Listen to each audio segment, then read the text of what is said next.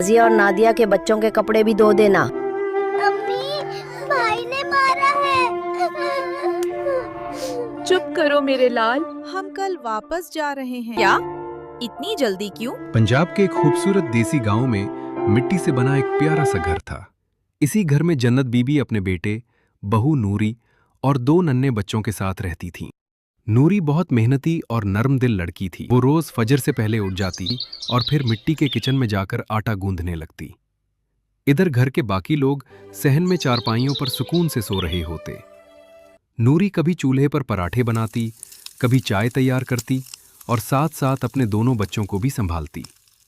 छोटा बच्चा कभी रोने लगता तो वो एक हाथ से उसे चुप करवाती और दूसरे हाथ से चाय हिलाती रहती। एक दिन गर्मियों की छुट्टियां शुरू हुईं तो जन्नत बीबी की बेटियों नाजिया और नादिया का फोन आया।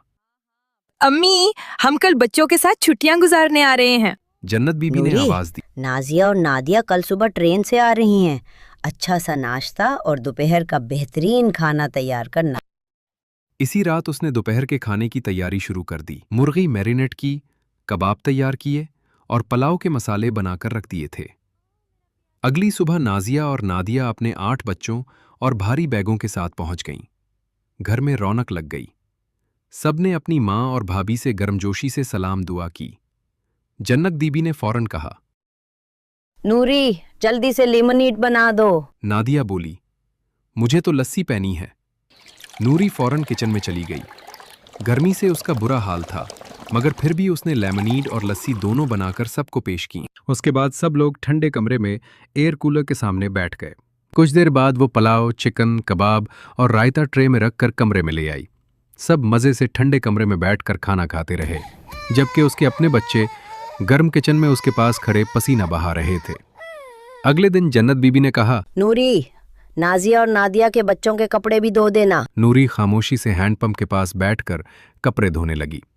इतने में उसका 2 साला बेटा रोता हुआ आया। भाई ने मारा है। चुप करो मेरे लाल, आओ मैं तुम्हें देखूं। रात को नूरी फिर किचन में खाना बना रही थी।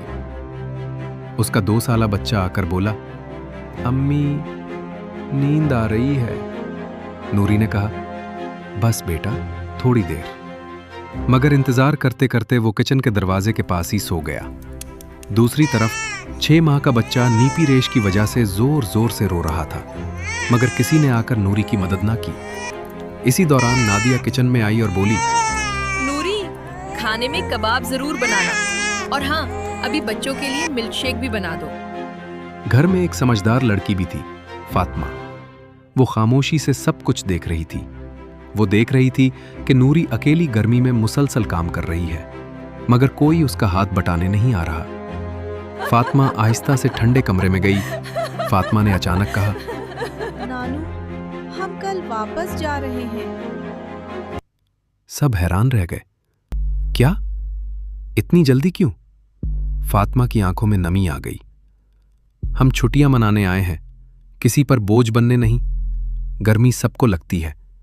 नूरी मामी अकेली इतना काम कर रही हैं। उनके बच्चे भी गर्मी में उनके साथ परेशान हो रहे हैं। फिर वो अपनी मां नादिया की तरफ देखकर बोली, अम्मी, जब फूफू हमारे घर आती हैं तो आपने कभी इतने खाने नहीं बनाए, ना इतनी खिदमत की है। ये सुनकर कमरे में खामोशी छा गई। जन्नत बीबी ने आहिस्ता से कहा, मुझे अपनी गलती समझ आ गई है। कल से सब मिलकर काम करेंगे। नाश्ता एक बनाएगी, दोपहर का खाना दूसरी और शाम का तीसरी। फिर सब ने नूरी को कमरे में बुलाया। जन्नत बीबी ने उसका हाथ पकड़कर कहा, बेटी, हमें माफ कर दो। नूरी की आंखों में आंसू आ गए, मगर उसने मुस्कुराकर सबको माफ कर दिया। उस रात सब ने मिलकर ठंडा मैंगो शेक पिया। बच्चे खुशी से खेलने लगे और पहली बार नूरी सुकून से चारपाई पर बैठकर मुस्कुराई। अगर आप गर्मियों की छुट्टियां मनाने अपने बच्चों के साथ नानू के घर जाएं, तो अपनी मामी या भाभी को इंसान समझें और के काम में हाथ बटाएं, क्योंकि मोहब्बत सिर्फ खाने खाने से नहीं, साथ देने से बढ़ती है।